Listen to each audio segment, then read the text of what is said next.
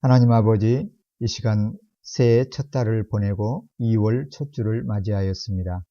하나님, 한 해의 출발을 주 앞에서 계획하고 목표를 세운 부분들을 놓고 기도하며 보내는 가운데 있습니다. 이 시간 다시 한번 하늘의 자원, 하나님의 뜻과 하나님의 바람을 우리가 함께 상고하며 우리의 걸음걸이를 조명하며 하나님 앞에서 우리의 내면을 비추어 보며 무엇이 지혜로운 삶이며 어떻게 하면 시간을 잘 헤아릴 수 있는 지혜를 얻을 수가 있을지, 또한 우리가 목표로 한 다양한 계획들과 일들을 어떻게 하면 이룰 수가 있는지 주님의 지혜와 은혜를 구하기를 원합니다. 그 방편으로 우리에게 허락하신 기도를 살펴보기를 원합니다. 주님, 우리에게 기도할 수 있는 열정을 더하여 주옵소서. 예수님의 이름으로 기도하옵나이다. 아멘. 오늘부터 몇 주 동안 우리는 기도에 대해서 좀 살펴보려고 합니다. 기도를 제대로 이해하고 올바르게 기도하여서 기도의 놀라운 능력을 경험하기를 원함 때문입니다. 새해 첫 설교 시간에 우리는 시편 90편을 통해서 우리의 인생, 그 날이 짧고 또 그 짧은 날마저 신속히 날아감을 들었습니다. 그래서 시편 90편의 저자인 모세는 시간을 헤아릴 수 있는 지혜를 하나님께 주시도록 기도하였습니다. 그런 다음에 자신의 일을 성취하게 해달라고, 또 하나님의 백성으로서 자녀로서 맡겨진 일들을 이룰 수 있게 해달라고 주님께 은혜를 구하는 그 기도를 우리가 들었습니다. 또 그리스도 안에서 장성한 분량에 이르기까지 잘하는 법, 그리고 세상 가운데서 세상이 줄 수 없는 평안을 어떻게 누릴 수 있는가, 그리스도 안에서 누릴 수 있는 법을 우리가 들었습니다. 이제 첫 설교의 주제, 시간을 헤아릴 수 있는 지혜와 또 그 일을 성취할 은혜를 구한 모세처럼 우리가 한 해의 목표를 이루기 위한 필수 수단인 하나님의 은혜를 구하는 기도를 살펴보기를 원합니다. 기도하면 우리가 너무나 잘 알고 익숙하기 때문에 습관적으로 기도할 수가 있습니다. 또 세상 사람들과 같이 막연하게 간구할 수도 있습니다. 이 시간에는 기도에 대해서 좀 점검해보고 살펴본 다음에 어떻게 하면 하나님께서 기뻐하시는 기도를 우리가 드릴 수가 있고, 또 그 기도를 통해서 기도의 유익을 어떻게 하면 누릴 수가 있을 것인지, 이런 문제의식을 가지고 기도에 대해서 좀 살펴보려고 합니다. 기도가 무엇이고 어떻게 기도해야 할 것인지, 또 이런 기도에 대해서 모범적인 기도를 드렸던 성경의 인물들은 어떤 인물들이 있고, 또 교회사에는 어떤 위대한 기도의 사람들이 있었는가, 하나님께서 우리에게 보내주셨는가, 이런 순서를 갖고 한번 기도에 대해서 살펴보려고 합니다. 여기 있는 우리는 물론 그리스도인이라고 하면 기도의 필요성 그리고 그 중요성을 절감하지 않는 사람은 아무도 없습니다. 모두가 다 기도를 원하고 기도를 바랍니다. 어떤 면에서 기도의 정의를 마음의 소원을 누군가에게 아뢰는 것, 이렇게 정한다고 하면 사실 기도하지 않는 사람은 없습니다. 실제 모든 사람은 각자 나름의 기도 형식을 통해서 자기의 소원을 어떤 대상에게 아뢰고 있기 때문에 그렇습니다. 우리 주변에 또 우리의 환경을 잠깐 돌아다 볼 때에도 기도 대상은 다양하게 이렇게 가지고 있음을 볼 수가 있습니다. 어떤 사람들은 해와 달과 별, 천체를 향해서 기도합니다. 어떤 이는 돌과 나무, 짐승에게 기도합니다. 어떤 문화권에서는 바람이나 바다의 배후를 움직이는 미지의 어떤 힘을 향해서 소원을 빌기도 합니다. 심지어 어떤 사람은 마술적인 힘을 동원하기 위해서 기도합니다. 또 어떤 사람은 미지의 신, 알 수 없는 신을 움직이기 위해서 주문을 외우기도 합니다. 이런 일반 사람들, 보통 사람들의 소원을 비는 것, 그리고 주문은 성경 기도와 다르다는 것을 우리는 압니다. 왜냐하면 예수님이 가르쳐 주신 주기도를 보면은 곧장 알 수 있기 때문에 그렇습니다. 주님은 기도를 가르쳐 주시며 주님의 자녀들 하여금 하늘에 계신 아버지 하나님께 기도하도록 하였습니다. 그리고 하나님의 이름과 그분의 나라와 그분의 뜻이 이 땅 위에서 이루어지도록 기도하라고 가르쳐 주셨습니다. 하나님을 먼저 구하라는 기도를 최우선으로 여기는 그런 기도, 그 방법이었습니다. 물론 이것은 하나님만 구하는 것으로 끝나지 않음을 알 수가 있습니다. 이 땅에서 사는 하나님의 자녀로서 필요한 다양한 것들, 땅에 속한 하나님의 사람들로서 여러 가지 필요들을 위해서 기도하도록 가르쳐 주셨습니다. 그리고 그분의 영원한 통치를 고백하는 것으로 기도를 마감하도록 우리에게 주님께서 기도를 가르쳐 주셨습니다. 이러한 기도 모델들을 통해서 볼 때 우리가 어떻게 기도를 해야 되는지, 어떤 기준을 가지고 기도해야 되는지 금방 알 수가 있죠. 그래서 마르틴 루터와 같은 분은 기도의 가장 좋은 모범으로 주기도문, 주님께서 가르쳐주신 기도를 가지고 한 구절 한 구절 기도하는 것을 가장 애쓰고 힘썼던 것을 우리가 알 수가 있습니다. 하늘에 계신 우리 아버지, 이름이 거룩히 여김을 받으시오며, 이 한 구절을 깊이 묵상하면서 기도하는 훈련을 루터는 계속 했던 것이죠. 그러면서 기도 사람이 될 수가 있었습니다. 우리도 기도하면서 이러한 기도가 힘들고 어렵고 뭔가 잡히지 않을 때는 주님의 기도를 반복해서 기도하면서 그 주님의 기도를 내 뜻대로 풀어보면서 해석하면서 그렇게 기도할 때 기도의 깊은 세계로 들어갈 수가 있는 아주 좋은 주님께서 가르쳐 주신 방법입니다. 오늘은 기도의 방법, 이 부분은 다음에 보기로 하고, 왜 우리 신자가 기도를 해야 되는지, 우리 신자에게 있어서 기도는 왜 그렇게 중요한지, 기도의 중요함을 먼저 살펴보고자 합니다. 그에 앞서서 또 우리가 이해하고 있는 기도, 또 세상이 하고 있는 그런 기도와 비교해 보면서 기도의 중요성을 한번 보기를 원합니다. 먼저 우리 그리스도인의 기도는 그 대상이 분명합니다. 정해져 있습니다. 그러나 세상의 사람들의 기도를 보면은 그 대상이 다양하고 모호하고 불확실한 경우가 많습니다. 막연하게 비는 기도들이 많다는 것이죠. 그런 면에서 우선 차이가 납니다. 그래서 마태복음 6장 6절에서 주님께서는 우리에게 기도를 가르치시면서 너는 기도할 때 네 골방에 들어가서 문을 닫고 은밀한 중에 계시는 네 아버지께 기도하라. 그러면 은밀한 중에 보시는 아버지께서 갚으시리라, 이렇게 말씀을 하십니다. 기도 대상을 분명하게 가르쳐 주시죠. 은밀한 중에 계신 아버지께 기도하라, 이렇게 얘기를 했어요. 은밀한 가운데 계시는, 이 말은 비밀리에 우리 눈으로는 분별할 수 없는, 식별할 수 없는 곳, 또 신비로운 곳, 하나님만이 거하실 수 있는 그곳에 계시는, 그렇지만 분명히 계시는 우리 아버지께, 중요한 것이 뭡니까? 그 하나님이 우리의 아버지가 된다는 사실이죠. 그래서 기도자는 맨 먼저 그리스도인의 간구, 그리스도인으로서 드리는 기도는 기도 대상이신 하나님이 우리의 아버지이시다, 이 인격적인 관계를 확인하는 것이 먼저 중요해요. 그리고 골방에 들어가 문을 닫으라, 이 말은 뭔가요? 방해받지 않는 장소, 인격적인 사귐과 대화를 나누는 데 있어서 가장 편안하고 가장 막힘이 없고 방해를 받지 않는, 그래서 기도의 대상인 하나님과 기도자인 우리가 어떤 막힘도 어떤 장애도 없이 전심으로 기도를 쏟을 수 있는, 기도를 통해서 사귐을 가질 수 있는 그러한 공간을 확보하라는 것이죠.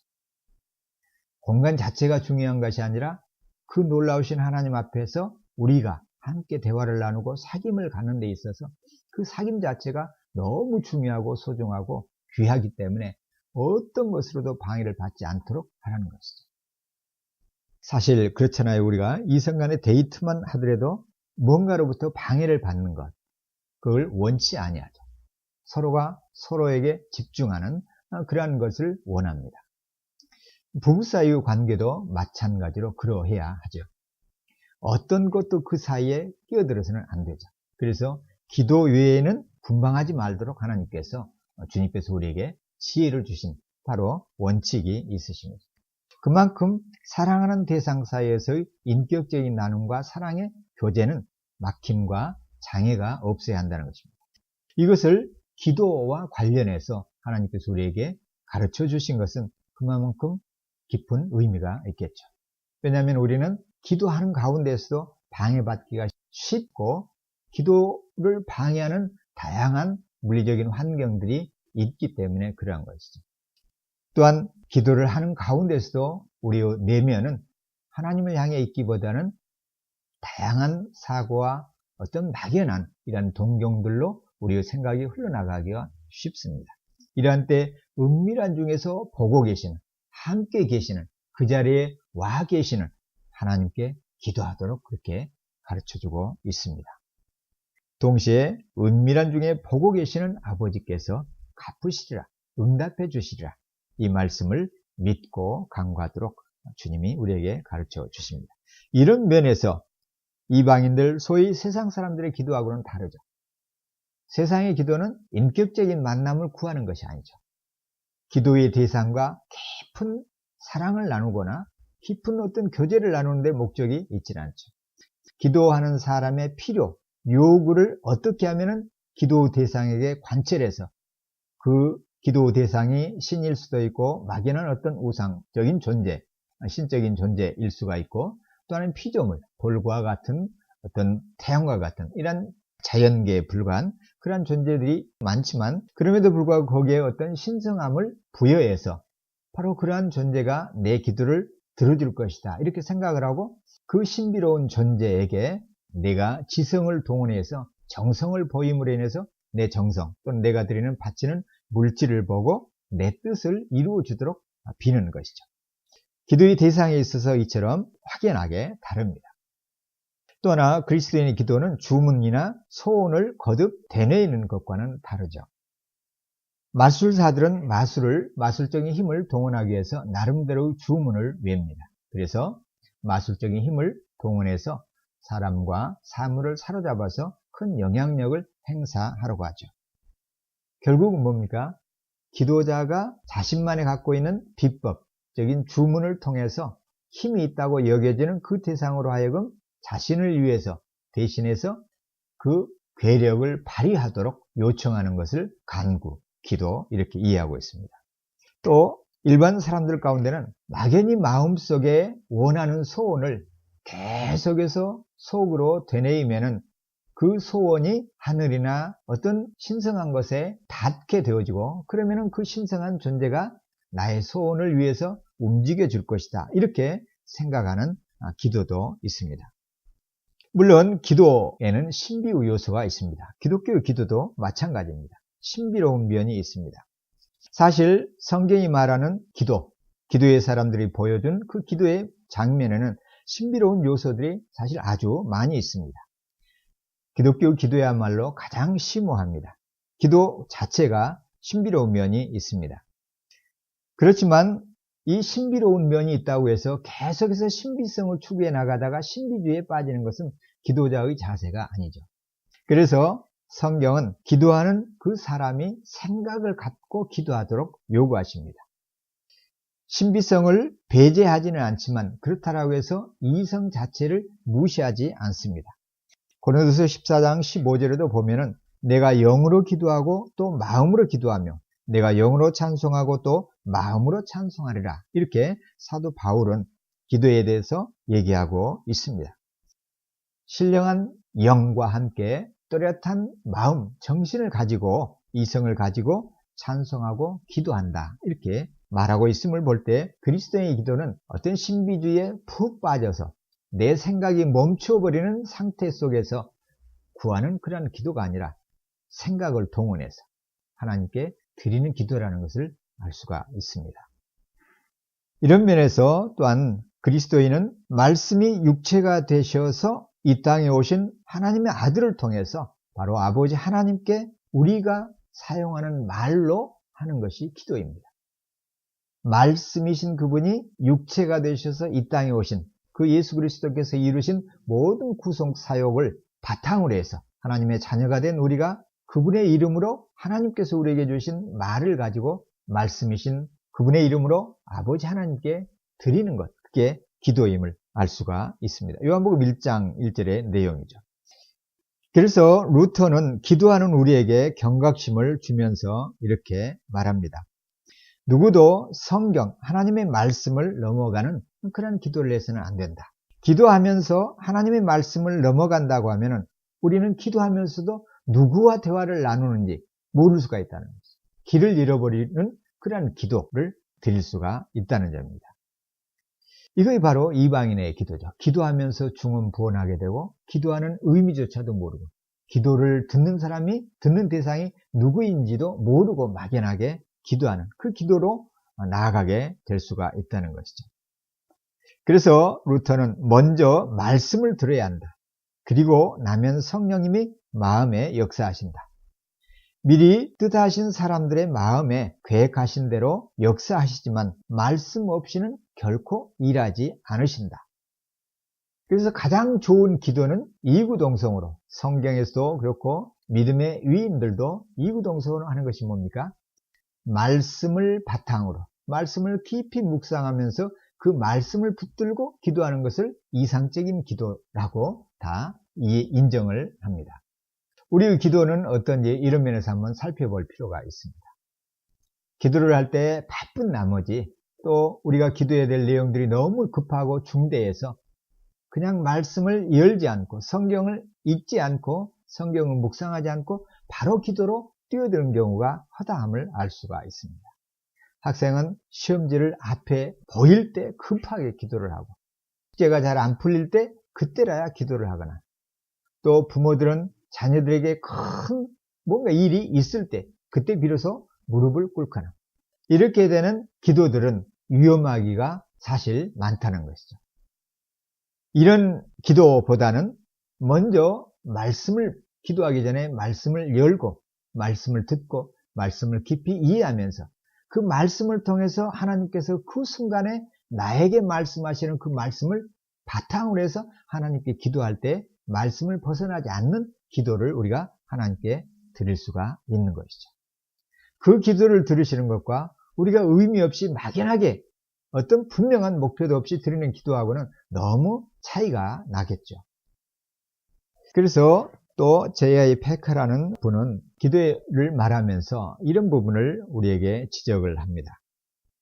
하나님을 인격적인 친구로 알기보다는 비인격적인 어떤 실제로 인식하고 묵상한다고 하면은 그러한 태도 속에서 드리는 기도는 동양의 신비주의와 뭐가 다르겠는가? 동양의 신비주의가 뭡니까? 대상도 불분명한 어떤 신성한 존재를 향해서 막연한 대상을 향해서 부르짖고 간구하는 것이죠. 그건 성경이 말하는 기도하고는 너무나 다른 것이죠. 그런 기도는 신비주의에 불과하다고 지적을 합니다. 그래서 우리가 기도할 때는 먼저 성급하게 입을 열기 전에 먼저 뭐가 필요하다는 거예요? 우리가 기도하는 기도의 대상이 누구신가? 아버지 하나님이심을 깨닫고 나는 그의 자녀임을 먼저 확인하고 그분은 어떤 분이신가? 그분은 뭘 원하시는가? 그분이 가장 기뻐하시는 것이 뭔가? 나는 하나님의 자녀로서 어떤 존재이며 하나님과 어떤 교제와 사귐과 관계를 갖고 있는가? 이런 부분들을 먼저 성찰을 할 필요가 있다는 것이죠. 그러기 위해서는 먼저 입을 열어서 기도하기보다는 잠잠히 침묵하면서 하나님 앞에 겸손히 앉는 자세가 먼저 필요하다는 점입니다. 하나님의 음성을 듣는 것이죠. 그분의 성품을 묵상하는 것이 우선돼야 한다는 점입니다. 기도는 인격적인 대화이기 때문에 그러합니다. 그리고 우리가 대화를 나누는 대상이 하나님이시기 때문에 더욱더 하나님 앞에 앉아서 드리는 기도라는 사실을 인지할 필요가 있는 것이죠. 하나님과 인격적인 대화를 나누고 있다. 이것이 바로 신자의 기도다. 마치 기도 시간을 업무 처리 시간처럼 회의하는 시간처럼 대화를 나누거나 또한 어떤 정보를 주고받기 위한 대화에 그친다고 하면 이것은 인격적인 사귐과 교제를 위한 기도가 될 수가 없죠. 그렇기 때문에 성경적인 기도를 우리가 하려고 하면 먼저 하나님을 알아야 하고 그분을 사랑하는 것이 중요합니다. 하나님을 알고 하나님을 사랑하는 것, 이것이 기도의 중요성 가운데서 먼저 하나님이 가장 중요하시고 위대하시고 가장 의미 있는 분이시기 때문에 기도가 중요한 것이죠. 왜냐하면 그 높으신 분과 대화를 나누기 때문에 우리가 친구끼리 나누는 대화, 부모와 나누는 대화, 스승과 나누는 대화, 또 어떤 한 공적인 큰 높은 권위를 갖고 있는 대상과 나누는 대화에 따라서 그 중요도가 다르죠. 만왕의 왕이시고 온 만물의 창조주가 되신 그 하나님과 우리가 대화를 나눈다라고 하면 그 순간은 무엇과도 비교할 수 없는 가장 중대한 순간임을 우리가 기도 시간에 먼저 알아야 한다는 것이죠. 막연히 기도하기보다는 이 기도의 자리가 얼마나 영광스럽고 중요한 순간인가를 알 필요가 있다는 거죠. 또 하나, 그 기도의 시간을 가장 집요하게 방해하는 세력이 있음을 우리가 알아차려야 되죠. 사단, 마귀 권세는 우리가 하나님께 나아가서 무릎을 꿇는 것을 몹시 싫어하고 방해하기를 원하죠.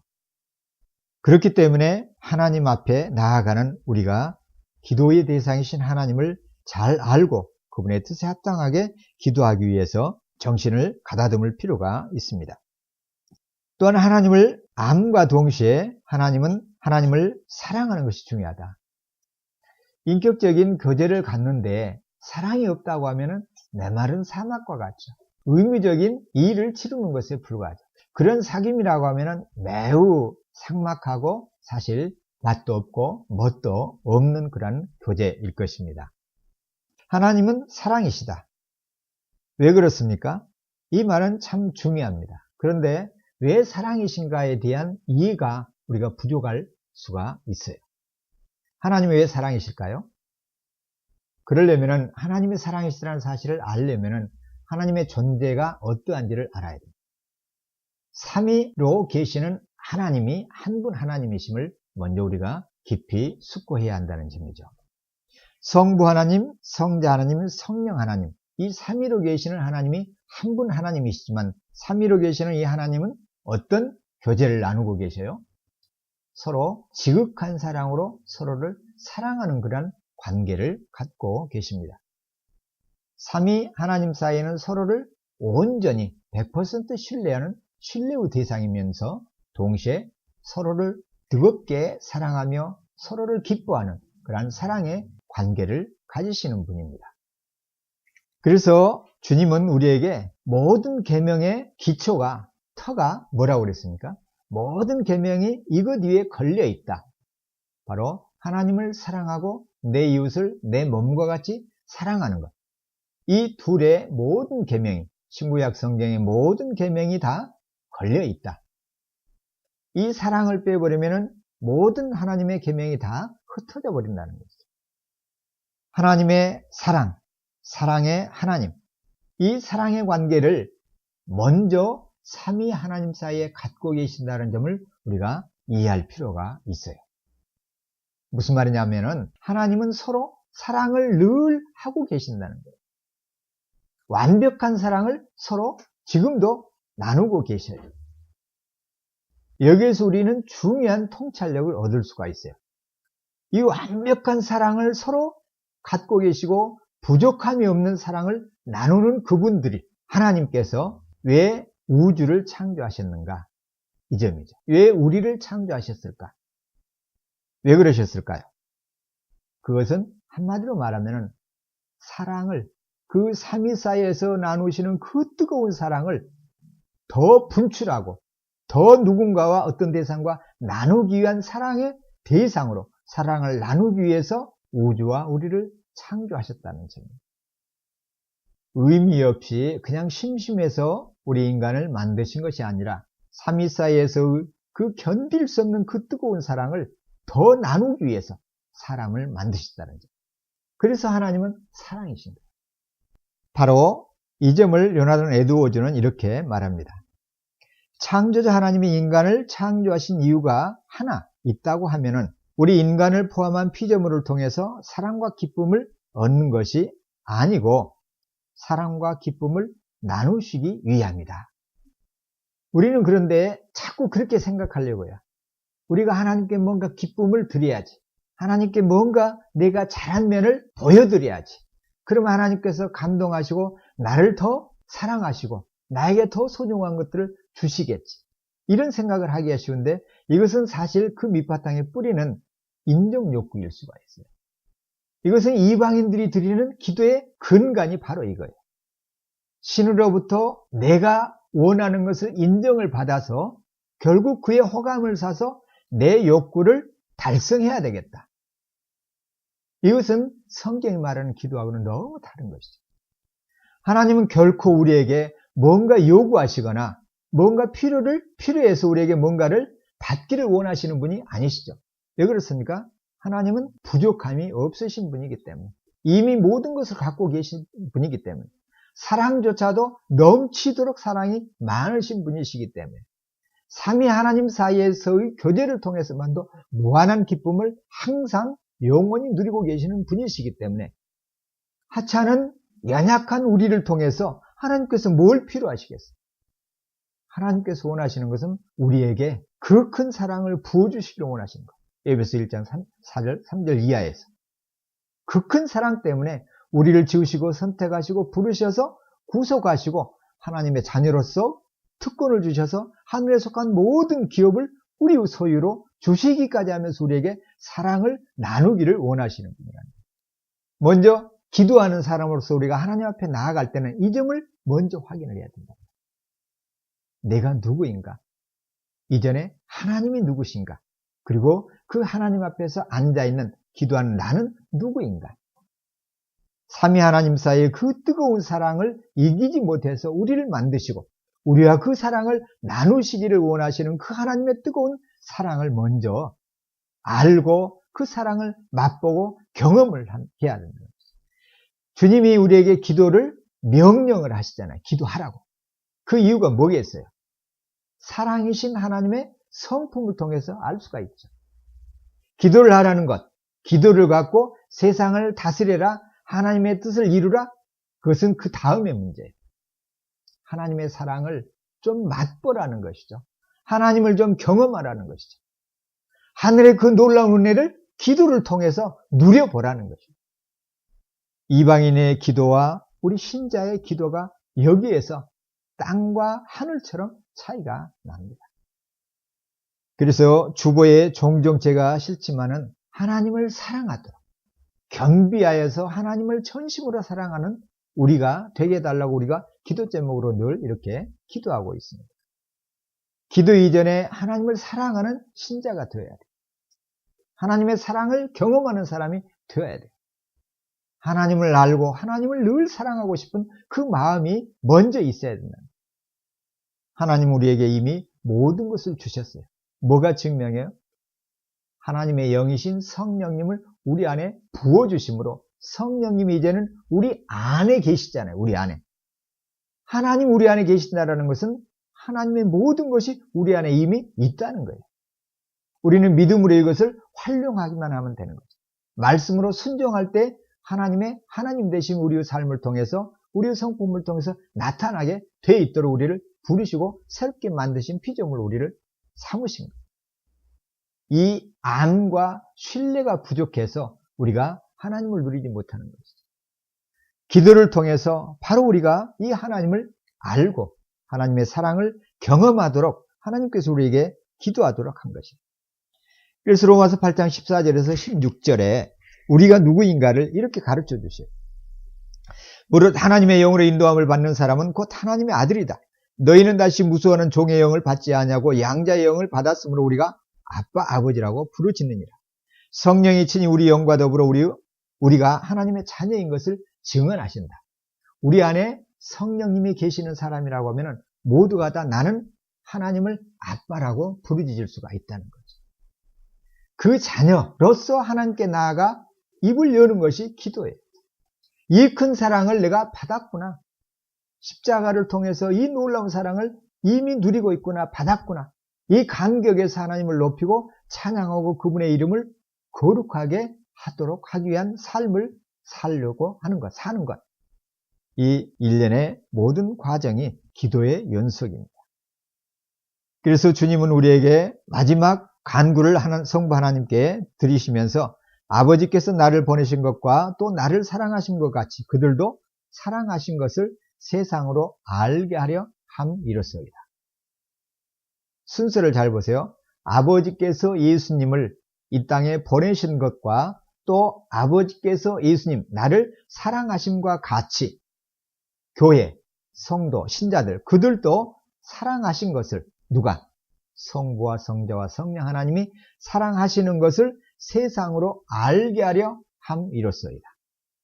하나님께서 아들을 보내셔서 우리를 구속하시고 사랑하시는 이유가 뭐라고요? 하나님의 사랑을 세상으로 하여금 보도록 하기 위해서. 누구를 통해서? 우리를 통해서. 교회를 통해서.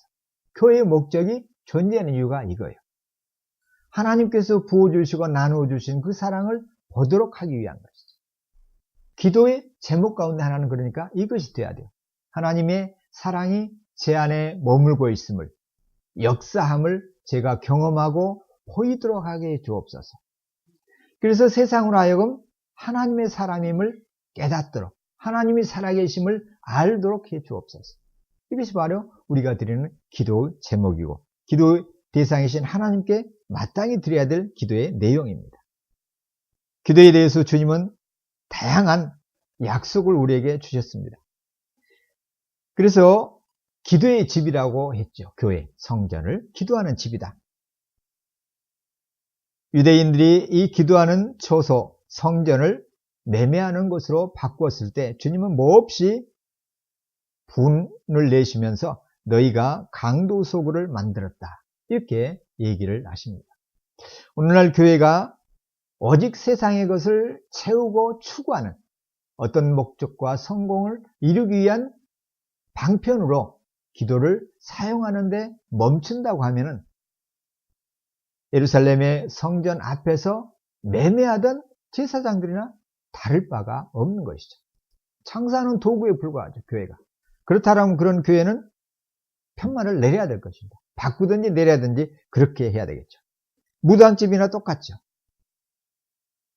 강도들이 들끓는 소굴이 되어버렸다. 주님의 분노입니다. 우리가 늘 이런 우리 목적만을 위해서 주님 앞에 나아가 기도한다고 하면은 주님 우리를 향해서 성전인 네 몸을 강도 소굴로 만드는도다. 이렇게 탄식하실 수가 있습니다. 또 하나 우리가 기도해야 될 것은 시험에 들지 않도록 깨어 기도하라고 주님이 말씀하셨습니다. 기도에는 이런 유가 나갈 수가 없다라고 말씀하셔서 기도의 소중함을, 기도의 절대성을 가르쳐 주시기도 하셨습니다. 또 기도하되 기도하고 구하는 것은 받은 줄로 믿으라. 그러면은 너에게 그대로 되리라고 말씀을 해 주셨습니다. 또한 누가복음 18장에서는 너희가 항상 기도하되 낙심하지 말라. 이렇게 격려하신 주님의 말씀을 우리가 기억합니다.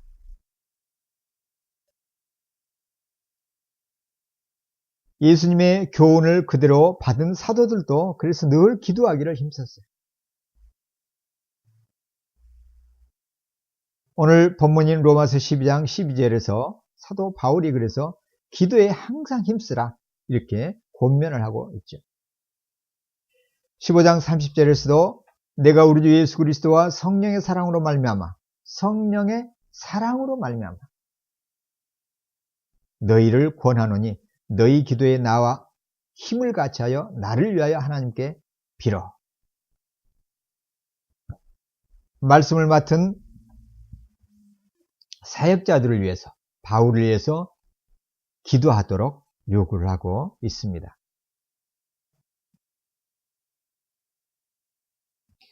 기도를 하되 오늘 본문 로마서 12장 12절에서 항상 힘쓰며 이렇게 얘기를 하고 있죠. 신약 성경 여러 곳에서 이 단어를 쓰고 있습니다. 항상 힘쓰다. 프로스카르테오라는 단어를 쓰고 있는데요. 이 말은 계속해서 어떤 일을 위해서 행하다, 즉 쉼없이 일을 하다 이런 의미도 있습니다. 어떤 행동의 지속성, 계속성을 말합니다. 또 하나는 나 자신을 어떤 과업에 바치다, 헌신하다 이런 의미도 있습니다. 어떤 면에서 기도에 항상 힘쓰다 이 말은 기도에 몸을 바친다 이런 의미입니다. 바쳐졌다는 말은 어떤 직무에 임명되었다. 달리 얘기하면 기도하는 일에 임명되었다. 또 기도하는 임무를 수행하도록 지정을 받았다. 이런 의미가 바로 힘써 항상 기도하다. 힘써 기도하다는 말이 담고 있는 의미입니다. 우리는 기도라는 일에 임명된 사람이라는 거예요. 우리의 삶이 기도에 바쳐졌다. 이 바쳐졌다는 말은 어떤 과업을 위해서 따로 별도로 떼어놓았다 이 말이거든요. 이 일에 바쳤다. 그러니까 사무엘을 제사장으로 한나가 바친 것처럼 제사장들이 하나님의 직무를 위해서 바쳐진 사람들을 제사장이라고 하는 것처럼 여기에 있는 모두가 왕같은 제사장으로 부름을 받은 것처럼 그 일 가운데 하나가 직무가 기도하는 일에 우리는 들여졌다 이 말이에요. 매우 막중하지 않아요? 기도는 그러니까 명령이면서 그 명령에 복종하고 순종해야 될 의무를 가진 자들이 신자라는 거예요. 기도는 해도 되고 안 해도 되는 것이 아니라는 거예요. 신자라고 하면 마땅히, 하나님의 자녀라고 하면 마땅히 의무여야 한다는 거죠. 처음에 사랑에서 시작했죠. 말할 수 없는 큰 사랑을 나누고 경험하는 방편이라고 그랬죠. 그와 함께 의무적인 요소도 있다는 거예요. 우리는 기도라는 일에, 이 임무에 바쳐진 사람들이에요. 때로 떼어진 사람들이라는 거예요. 바로 프로스카르테오라는 말이 이 말이에요. 그런데 이 단어가 12절에서는 분사형으로 쓰여 있어요. 그러니까 계속해서 기도하는 일에 힘쓰고 바쳐졌다, 들여졌다 이 말이죠. 그래서 항상 힘쓰다 이 말이 기도와 연결시켜서 주님은 우리에게 기도에 계속해서 힘쓰도록 요구하시고 그 정신에 이어받아서 사도 바울도 우리에게 항상 힘쓰라고 전하고 있습니다. 로마서 13장 6절에서도 이 단어가 보면은 너희가 조세를 바치는 것도 이로 말미암음이라 그들이 하나님의 일꾼이 되어 바로 이 일에 항상 힘쓰느니라. 우리말 성경에 항상 힘쓰다 이 단어가 바로 프로스카르테오라는 단어를 똑같이 여기서 쓰고 있어요. 하나님의 일꾼이 되어서 바로 이 일에 항상 힘쓰다. 하나님의 사람들은 이렇게 기도하는 일에 항상 힘쓰도록 바쳐진 사람들입니다. 임명된 사람들입니다. 사도행전 2장 42절에서도 사도들이 초대교회의 성도들이 사도의 가르침을 받아서 서로 교제하고 떡을 떼며 오로지 기도하기를 힘쓰다. 기도하기를 힘쓰다. 이때 같은 단어를 씁니다. 전심에서 이 기도하는 직무에 몸을 바쳐서 헌신한다는 거죠. 사도행전 6장 4절에서도 우리는 오로지 기도하는 일과 말씀 사역에 힘쓰겠다. 이때도 같은 단어를 씁니다. 사도들은 기도와 말씀 사역에 전심전력을 하도록 바쳐졌다. 에베소 6장 18절에서도 모든 기도와 간구를 하되 항상 성령 안에서 기도하고 이를 위하여 깨어 구하기를 항상 힘쓰며 이때도 똑같은 단어를 써요. 항상 힘쓰다. 그래서 여러 성도를 위하여서 기도하라. 우리가 어떻게 기도해야 될지, 왜 기도해야 될지, 기도가 왜 중요한지, 무엇부터 먼저 우리가 살펴야 되는지 오늘 말씀을 통해서 지금까지 살펴보았습니다. 하나님의 자녀로서 우리가 기도하는 그 대상이 하나님이신데 그분은 우리의 아버지 되시는데 그분은 그 뜨거운 사랑이 견딜 수가 없어서 사랑을 나누기 위해서 우리를 부르셨는데 그 부르심의 목적과 의미, 그것을 경험하는, 사랑을 경험하는 방편으로 우리에게 기도라는 수단을 주셨다는 점입니다. 그래서 무엇보다도 우리가 필요를 구하기 전에 하나님을 알고 그분의 사랑을 체험할 수 있도록 기도에 헌신하는 것이 신자로서 마땅한 의무라는 것, 주님의 명령이라는 것을 우리가 들었습니다. 그리고 기도를 항상 힘써서 계속해서 기도하는 이 임무에, 직무에 부름을 받고 헌신된 사람이 신자라는 것을 우리가 또한 들었습니다. 중국의 선교사로 헌신했던 허드슨 테일러의 일화 가운데 이런 내용이 있습니다. 허드슨 테일러가 배를 타고 선교 사역을 시작하기 위해서 중국을 향해서 항해하고 있었습니다. 그런데 그가 타고 있는 배가 큰 난관에 부딪혔어요.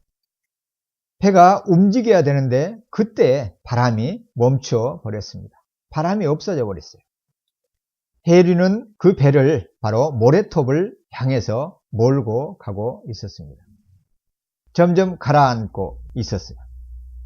그 모래톱에 걸리면 이제 옴짝달싹도 할 수가 없게 된 것이죠. 문제는 그것이 아니었습니다. 바로 그 해안가에는 식인종들이 거주하고 있었습니다. 식인종이 거주하는 그 섬에 점점 가까이 가게 된 것이죠. 그 해안가에서는 식인종들이 불을 펴놓고 있었습니다. 이 배에 있는 사람들이 할 수 있는 것은 이제 아무것도 없었습니다. 테일러는 자기 일기에 이렇게 기록해 두고 있습니다. 선장이 나에게 와서 말했다. 이제 할 수 있는 모든 일을 우리는 다 했다. 그때 테일러에게 생각이 하나 떠올랐습니다. 그리고는 대답을 했습니다. 선장을 향해서 아닙니다. 우리가 아직 하지 않은 일이 한 가지 있습니다. 선장이 물었어요. 뭔데요? 배에 있는 우리 넷은 그리스도인들입니다. 우리가 각자 캐빈에 들어가서 바로 한 마음으로 하나님께 기도하기를 원합니다. 즉시 바람을 보내달라고. 선장에게 있어서 이 말은 사실 옳토당토 않은 말이죠. 바람이 지금 멈춰 있는데 무슨 바람을 사람이 불러올 수 있단 말인가. 그럼에도 불구하고 테일러는 들어가서 간단하게 기도했습니다. 그러자 확신이 그에게 왔습니다.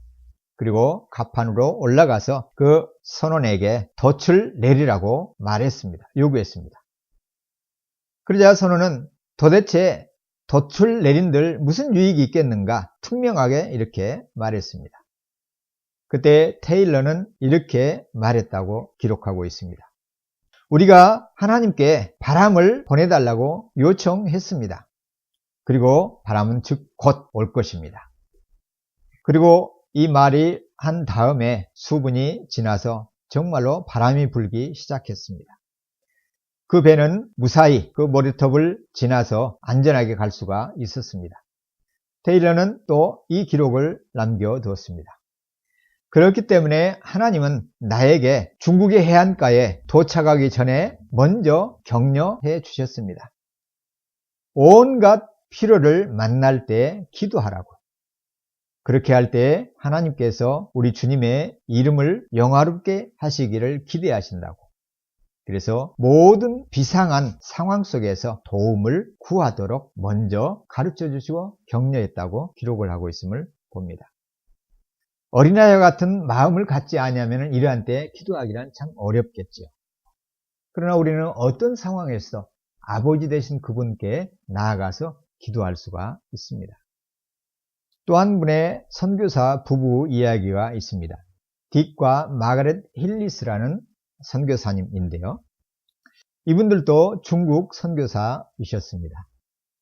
이분들이 사역을 하고 계실 때 일본이 중국을 공격했습니다. 부부는 두 아이가 있었는데 두 아이와 함께 작은 마을에 살고 있었습니다. 마을은 일본의 공격으로 공포가 커갔습니다.